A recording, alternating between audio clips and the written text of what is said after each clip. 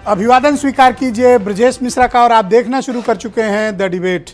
बहनों भाइयों, आज हम बहुत ही महत्वपूर्ण मसले पर डिबेट करने जा रहे हैं और ये मामला है रामराज वर्सेज समाजवाद पर। और उत्तर प्रदेश में इसी विचारधारा पर राजनीति और समाज वर्टिकली डिवाइडेड है। इस मुद्दे पर सार्वजनिक चर्चा होनी चाहिए,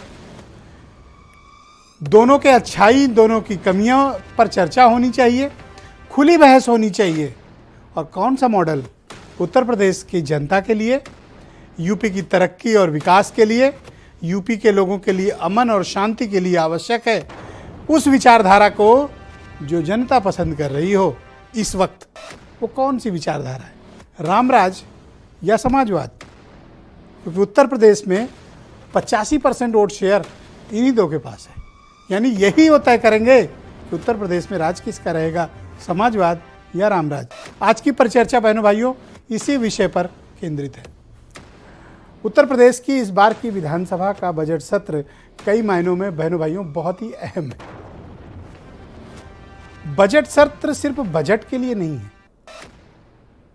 इसके निहितार्थ भी समझने चाहिए कि इस बजट में ऐसी क्या खास बात है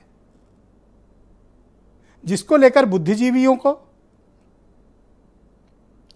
वो लोग जो समाज के पथ प्रदर्शक हैं, मार्ग निर्देशक हैं, राजनीतिक दलों की बड़ी विचारधाराएं हैं, बौद्धिक संगठन हैं, उनको इस पर विस्तृत चर्चा करनी चाहिए। मुझे हैरानी है कि इस पर अब तक खुली चर्चा क्यों नहीं हुई, होनी चाहिए।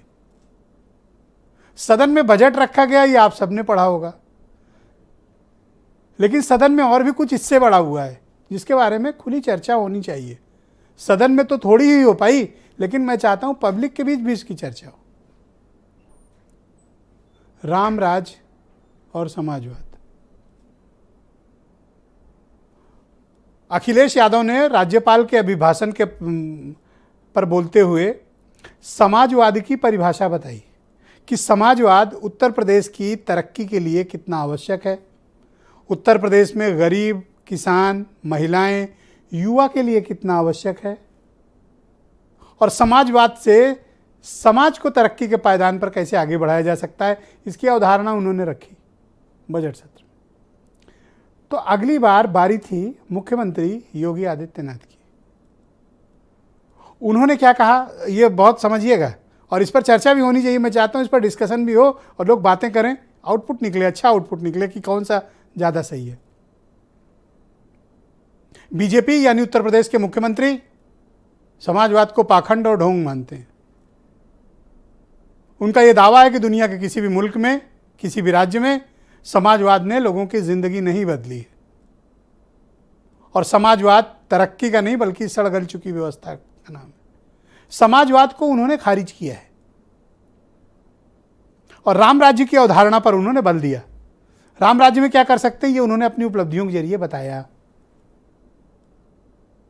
अब अखिलेश यादव कहना है कि रामराज ही प्रस्थान बिंदु है किसका, समाजवाद का। इसलिए मैं कहता हूं ये चर्चा छूट गई बौद्धिक लोगों से, तो मैंने सोचा आज इस पर चर्चा करके इसको बढ़ाते हैं आगे बात को और इस पर दोनों विचारधारा के लोग आएं और बात करें कि उत्तर प्रदेश के लिए कौन सा मॉडल ज़्यादा सही है, एंड्रॉयड वाला सही है या iOS वाला सही है। दो ही प्लेटफॉर्म चल रहे हैं मोबाइल में, या iOS लगा लीजिए या एंड्रॉयड ले लीजिए। तो एंड्रॉयड की सूटेबिलिटी ज़्यादा है या iOS की सूटेबिलिटी ज़्यादा है, यानी समाजवाद की ज़्यादा है या रामराज की अधिक है। और दोनों नेताओं के पास अपने अपने तर्क हैं, अपने अपने उदाहरण हैं। बीजेपी की उत्तर प्रदेश की सरकार जो मुख्यमंत्री योगी आदित्यनाथ के नेतृत्व में चल रही है, उसका ही दावा है कि रामराज सब में समानता का भाव लाएगा, कानून व्यवस्था को बेहतर करेगा, लोगों को आगे बढ़ने की अपॉर्चुनिटी देगा।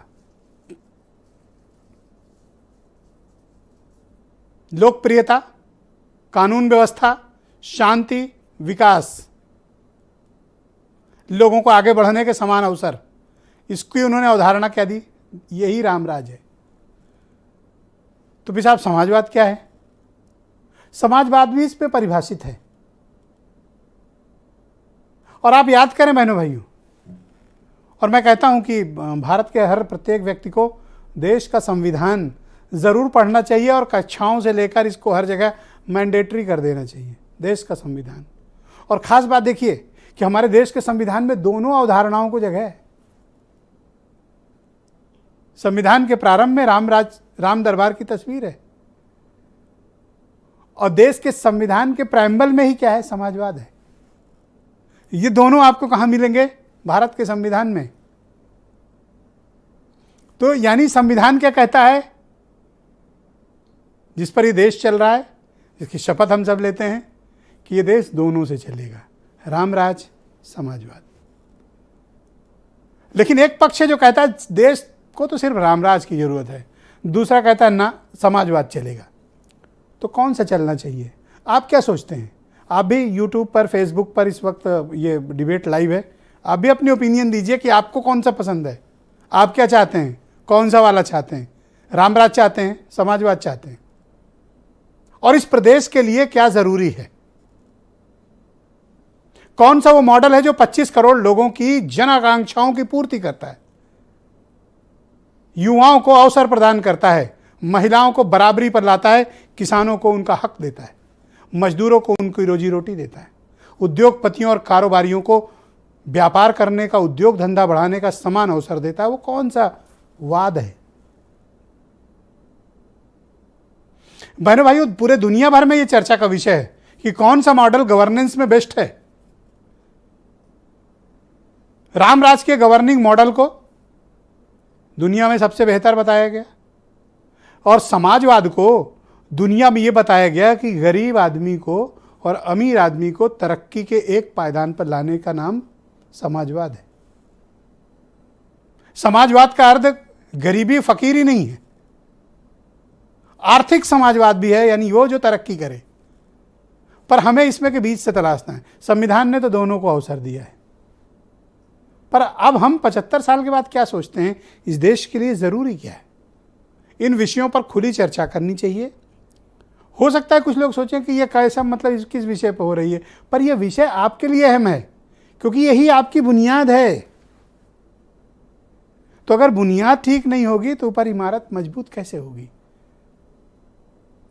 तो बदले हुए दौर में आपको इन दोनों वाद पर विचार रखने हैं, सोचना है, महसूस करना है और प्रदेश की तरक्की के लिए क्या आवश्यक है इसके बारे में सम्यक विचार करना है।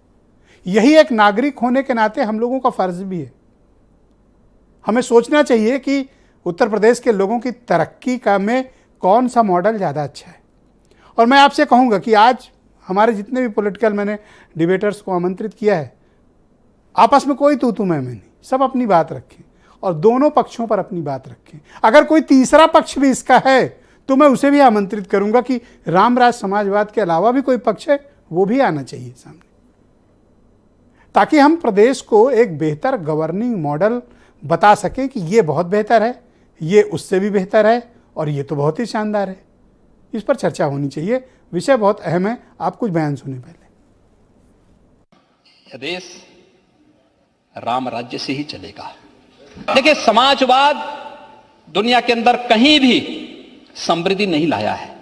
समाजवाद का असली मॉडल है इस समय आपके पास शिवपाल जी, और इसीलिए मैं बार बार कहता हूं कि यह एक बहुरूपिया ब्रांड है।